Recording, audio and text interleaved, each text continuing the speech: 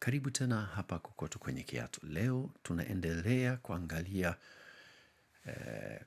Korani na tumefika kwenye Korani ya Uthman ambayo tunaita ni Korani ya pili, lakini ni toleo ya pili au mara ya pili ambapo tunaambiwa kwamba Korani iliandaliwa na ilifanyiwa kopi ambayo pia ilisambazwa na ilifanyiwa chini ya Khalifa Uthman ibn Affan. Na tutapitia baadhi ya vipengele hapa, na ya kwanza tutaangalia sababu ya kuandaa hizo Korani, kwa sababu ziliandaliwa nyingi kidogo, sio moja kama ile ya Abu Bakar, kwa ziliandaliwa nyingi kidogo, na tutajaribu kuangalia ni sababu hiyo. Halafu tutaangalia waliohusika kama vile tulivyofanya, waliomezewa nimesema kwa sababu kulikuwepo wataalam ambao hawakupata nafasi kuhusika katika hiyo process. Hiyo tutataja na tutajaribu kuangalia sababu pia. Halafu mchakato wenyewe jinsi kazi ilivyofanyika. Halafu mwisho tutakwenda nje ya mapokeo na tutaangalia kama huyo Uthman anathibitiwa katika historia. Hiyo tunahitaji kufanya nje ya tuseme mapokeo ya Uislamu. Kwa hiyo hayo ndio mambo ambayo tutayangalia katika kipindi hiki. Na tunaanza na sababu au hitaji ya kuandika Korani tena na kuisambaza. Na tunaambiwa kwamba Hudhaifa bin al-Yemen alimjia Khalifa Uthman na shida iliyomsumbua.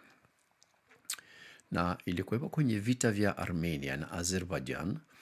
Aligundua kwamba Korani inaposoma au ilipokuwa inanukuliwa ilikuwa inafanyika kwa njia tofauti kutegemeana na wale watu ambayo walikuwa wanakinukuu. Yeye sasa akamshauri Uthman kama vile Abubakar alivyoshauriwa na Umar zamani, kutengeneza Korani na kuzisambaza kusudi kwenye kila mji mkuu au kila eneo katika taifa ya Arabu iwepo Korani ambayo wanaweza wakaiangalia, na kama wanataka kukopi wanajua kurekebisha au kusahihisha kopi zao. Kwa hiyo huyu Uthman akaagiza ile kopi iliyokuwa chini ya kitanda cha Hafsa ambayo iliandaliwa na Abubakar, na akasema kwamba zifanyiwe kopi na kusambazwa kwenye taifa kusudi wazuie unukuu au usomaji ya kimakosa. Na kuna hadithi moja ambayo inaelezea juu ya mambo hayo. Kwanza kuna ile nimeweka hata ile hadithi ya kwanza ile kuhusu ya Abubakar, kwa sababu hapo unapata ile connection ya kwamba ndio hiyo Korani ambayo ilifuatwa wawe nayo kama msingi wa hiyo Korani mpya ambayo inaandaliwa. Lakini kuna nyingine ambayo ni kutoka Sahih al-Bukhari 49 na 88, na hiyo inasema hivi. Anas bin Malik alisimulia Hudhaifa bin al-Yaman alimjia Uthman wakati wa watu wa Sham na watu wa Iraq walikuwa wakipigana vita vya kuiteka Armenia na Azerbaijan. Hudhaifa aliogopa tofauti zao katika kusoma Kurani, akamwambia Uthman, ewe kiongozi wa waumini, liokoe taifa hii kabla hawajatofautiana kuhusu kitabu kama Wayahudi na Wakristo waliotofautiana hapo kabla. Uthman akamtumia ujumbe Hafsa akisema, tuletee maandishi ya Korani ili tuyakusanye katika nakala kamili kisha tuyakurudishie kwako. Hafsa akayatuma kwa Uthman, kisha Uthman akamwamuru Zaid ibn Thabit, Abdullah bin al-Zubair, Zaid bin al-Anas na Abdurrahman bin al-Harith bin Hisham kuyaandika upya katika nakala kamili. Uthman akawaambia wale wanaume watatu wa Quraysh, iwapo mtatofautiana na Zaid ibn Thabit kuhusu jambo lolote katika Qurani, basi andikeni kwa lahaja ya Quraysh, kwa sababu Qurani iliteremshwa kwa lugha hiyo. Walifanya hivyo, na walipomaliza kuandika nakala nyingi, Uthman akamrudishia Hafsa maandishi ya asili. Kisha Uthman akatuma nakala moja katika kila mkoa wa Kiislamu na akaamuru maandishi mengine yote ya Qurani iwe vipande au nakala kamili ya chomwe moto. Hapo unapata ile hadithi, napenda kuisoma, na zipo katika notes. Kuna link unaweza ukaenda na hapo unaipata katika Kiarabu na pia Kiingereza. Hii tafsiri kama kawaida ninatumia AI.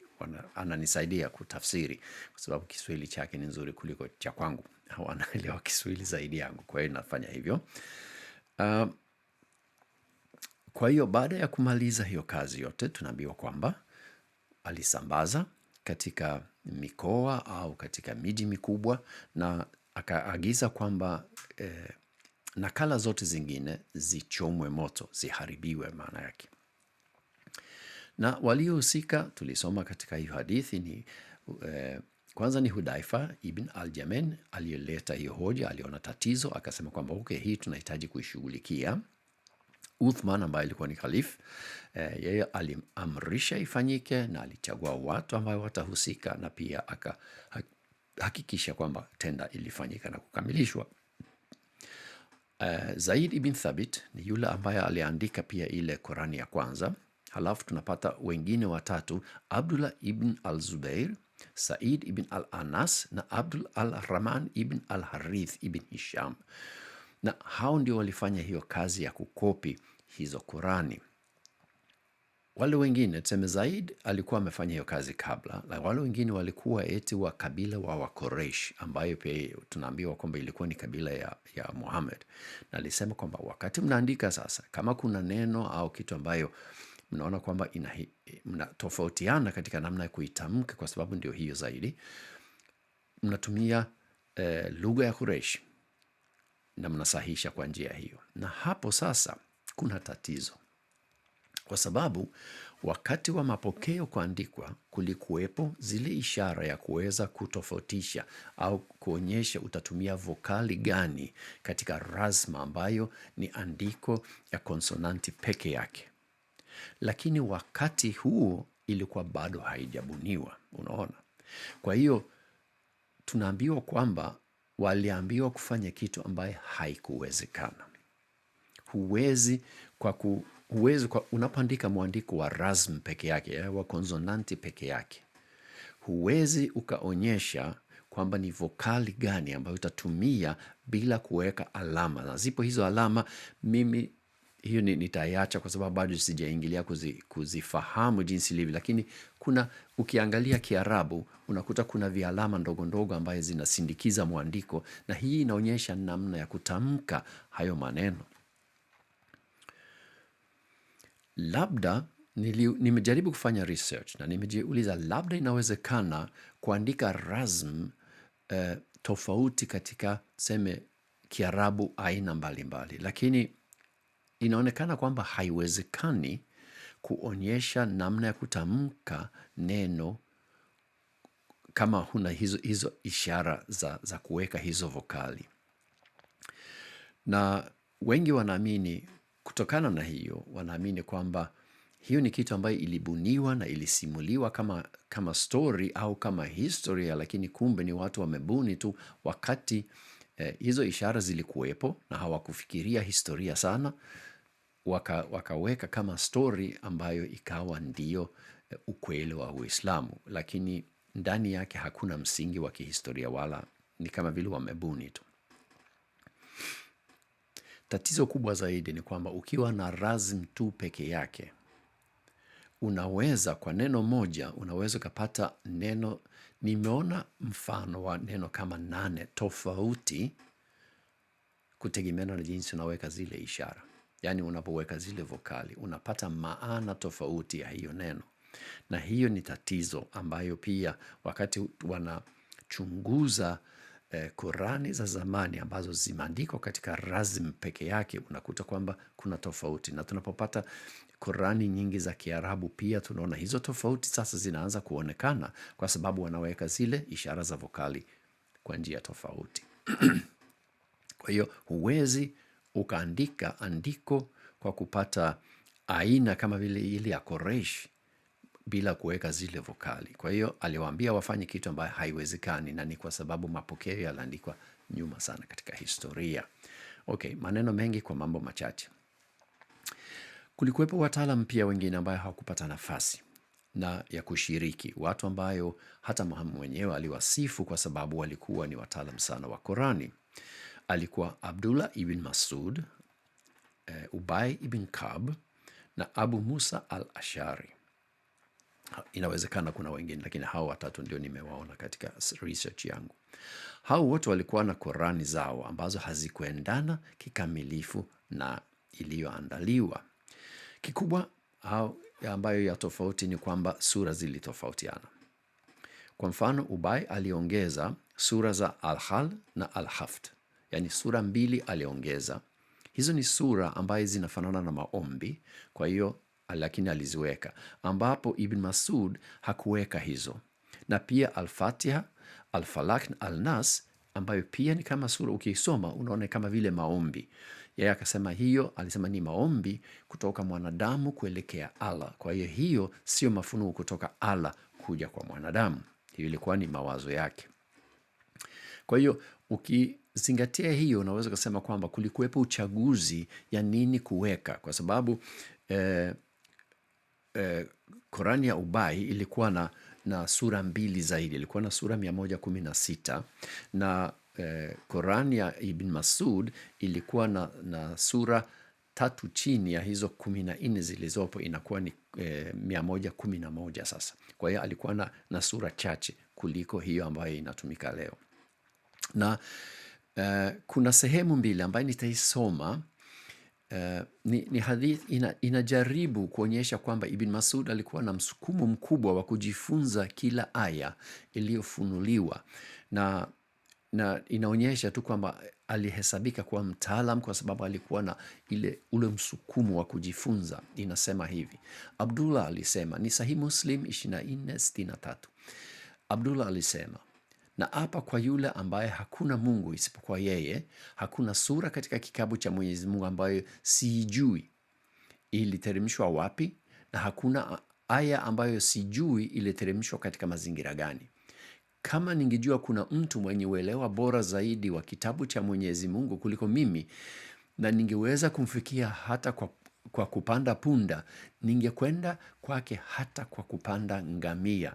Na hii ya kupanda punda au ngamia, nafikiri inataka kuonyesha kwamba angechukua ngamia kwa sababu ngamia anakimbia upesi kuliko punda. Nafikiri ni yani, angekuwa na haraka sana ya kupata kujua zaidi kusudi awe ndio wa kwanza wa kujua. Na ni huyo Abdallah mwenyewe ambaye anasema hivi. Kuna hadithi nyingine kutoka Musnad Ahmad 3598 inasema hivi. Katika hadithi hii, kwanza mimi ninatoa maelezo yangu hapa. Katika hadithi hii hapo chini ni hoja kwamba Abdallah ibn Masud alikuwa mwepesi wa kujifunza. Na sentensi ya mwisho ndio inatusaidia. Mengine ni kama vile haihusu somo, lakini tunaisoma kwa sababu ndio iko hivyo. Okay. Nilikuwa nikichukua kondoo wa Ukba ibn Abi Muayat, mtumwa wa Mwenyezi Mungu, na Abu Bakar walinipita, akasema, ewe kijana, una maziwa? Ndio Muhammad anamuuliza huyu Abdullah.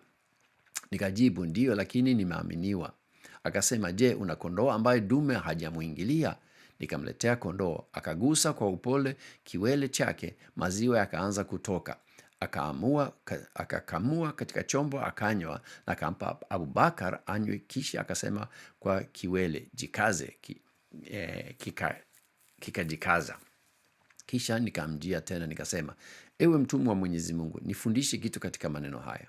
Akagusa kichwa changu akasema, Mwenyezi Mungu akurehemu. Hakika wewe ni mwepesi wa kujifunza na ni mwalimu. Kwa hiyo ni maelezo mengi juu ya kondoo, maziwa na nini, lakini point yetu ni kwamba Muhammad alisema, Mwenyezi Mungu akurehemu, hakika wewe ni mwepesi wa kujifunza na ni mwalimu. Huyu ambaye alifahamu hakuruhusiwa kuwepo katika hiyo kazi, walimweka nje. Okay? Na hiyo sasa, kuna wengi wanasema kwa nini ilikuwa hivyo? Inaonekana kwamba kulikuwepo uchaguzi labda wa upendeleo, kwamba huyu Uthman alitaka huyu na huyu na huyu, lakini hakupenda huyu na huyu na huyu kwa sababu ambazo yeye mwenyewe alizijua. Okay, tunaendelea na mchakato. Kama nilivyosema, kulikuwepo Korani zilizotofautiana, lakini wakaamua kwenda na Korani ambayo ina sura 114. Sura za ziada ambayo zipo katika Korani ya Ubay ibn Kab ni maombi kama Al-Fatiha, Al-Falaq na Al-Nas. Kwa hiyo tuseme ambayo walichagua baadhi ya maombi, mengine walisema kwamba okay, hizo hatuzihitaji. Na maombi hayo hayakuwepo katika Korani ya Ibn Masud. Na tukisoma sehemu nyingine sasa ni katika Sunan Abu Dawud. Nitaisoma pia. Ni hadithi moja, ni dhaifu, kwa hiyo sio kwa Waislamu hawaioni kwamba ni ya msingi sana, lakini tuseme utaratibu wote wa dhaifu na sahihi, na hivyo huu utaalamu wote unahojiwa sana na watu nje ya Uislamu, lakini ninataka nitaje kwamba ni dhaifu, kwa hiyo haina ule uzito katika Uislamu. Yazid al-Farasi alisema, nilimsikia Ibn Abbas akisema, ni sura Abu Dawud 786.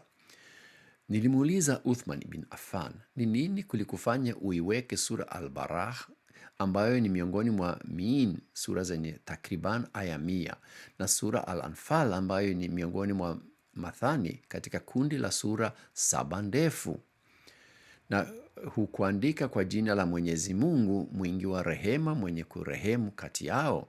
Uthman akajibu, wakati aya za Qurani zilipoteremshwa kwa Mtume, alimuita mtu aziandike na akamwambia, weka aya hii katika sura ambayo humu limetajwa jambo fulani, na aya 1 au 2 zilipoteremshwa alikuwa akisema hivyo hivyo. Sura Al-Anfal ilikuwa sura ya kwanza kuteremshwa Madina, na Al-Bara ilikuwa miongoni mwa za mwisho kuteremshwa, na maudhui yake yalifanana na Al-Anfal. Kwa hiyo nilidhani kuwa ni sehemu yake, hivyo niliziweka katika kundi la sura 7 ndefu na sikuandika Bismillahirrahmanirrahim kati yao. Kwa hiyo tuseme point yangu hapa sio kwamba sura hii kwa hapa, sura hii kwa hapa. Point yangu ni kwamba inaonekana kwamba kulikuwepo process fulani ya kuchagua vipi ya kupanga Qurani, sura za kuweka na vitu kama hivyo. Hiyo maandiko, tunapokwenda kurudi katika mapokeo, tunaona kwamba hayo mambo kweli yalifanyika.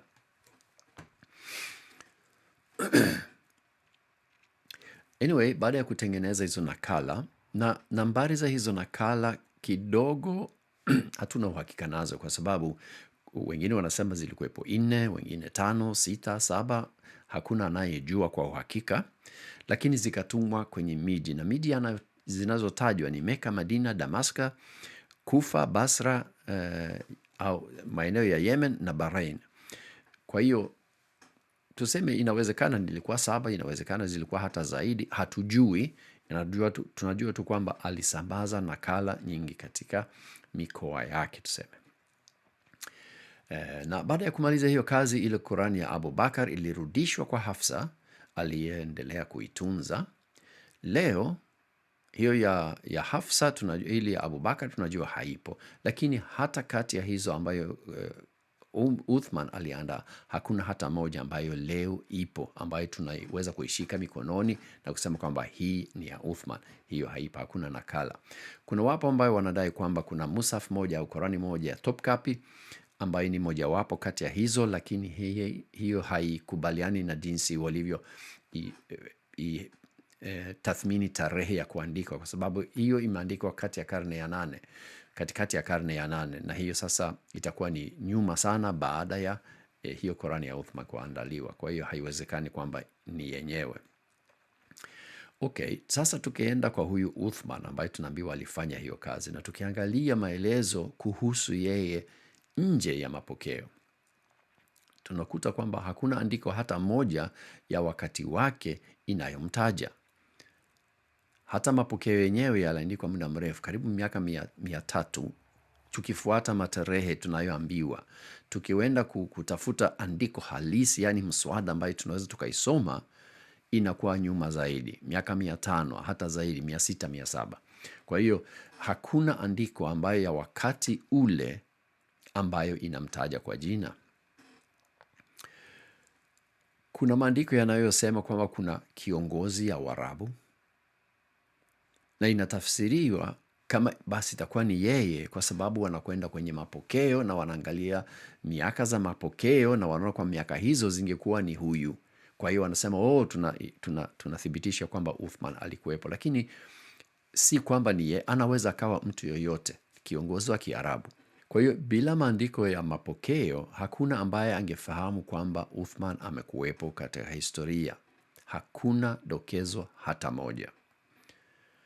Na hata hizo Korani ambayo tumepitia katika kipindi hiki, hakuna hata mmoja ambaye angejua kwamba zimeandikwa kama isingekuwepo mapokeo. Na mapokeo hayo hayana uzito wa kihistoria, kwa sababu huwezi kuyathibitisha kwa wakati wake. Ni stori ambayo zimeandikwa nyuma katika historia na yamerejeshwa katika historia ya karne ya 7, wakati hawa watu tunaambiwa waliishi, lakini yaliandikwa muda mrefu baada ya wakati huu. Kwa hiyo hatuwezi tukajua kwamba kweli hizo Korani kweli ziliandikwa, hatujui. Tunapoendelea tutaangalia Korani ya 3, na hiyo Korani tuseme kuna wengine wanaitilia mashaka, lakini ni wakati ambapo kweli tunaanza kuona Korani zinapatikana katika historia. Na ni kama vile wakati huu sasa kuna Korani inaanza kuandaliwa, na ni Korani ya Abdul al-Malik au al-Hajjaj. Na kuna hiyo tutaiangalia tunapoendelea. Sasa wakati huo sasa Abdul al-Malik al-Hajjaj, hapo sasa kuna watu ambaye tunaweza tukawathibitisha katika historia, ambapo mpaka huyu Uthman hakuna dalili ya kwamba ameishi au amekuwepo. Kwa hiyo ni kitu ambayo inatusaidia sasa, tunaweza tukaona kwamba hawa watu kweli waliishi. Kwa hiyo ni kazi tutakapoendelea na shughuli za Korani, na kuna njia nyingi ya kufanya hii kazi. Kuna wakati unaweza kaanza kuongea juu ya kiraat na athrufu na vitu kama hivyo, na mimi ninapenda tu kuonyesha kwamba kulikuwepo Korani ile ya kwanza, kulikuwepo ya pili, ninaona ya 3 hii ya al-Hajjaj au Abdul al-Malik. Halafu mimi nafikiri tutakwenda mpaka mwaka 1924 ambapo hiyo ambayo inatumika sana ulimwenguni leo, ile ya Hafs, ndio ikachaguliwa kuwa ile ambayo ndio yenyewe. Nafikiri nitapiga hizo hatua. Humu katikati kuna hatua nyingi sana za kuchagua Korani 1, 7, 10, 20, 30 ambazo ziko halali. Zote zinatofautiana, lakini wanasema zote ni moja. Kwa hiyo ni huko sitaingilia kwa sasa hivi. Tunakwenda na hizo chache. Okay, kama umefika mpaka mwisho, nashukuru sana. Mungu akubariki, na bila shaka tutaonana katika video zingine siku za mbele. Asanteni sana.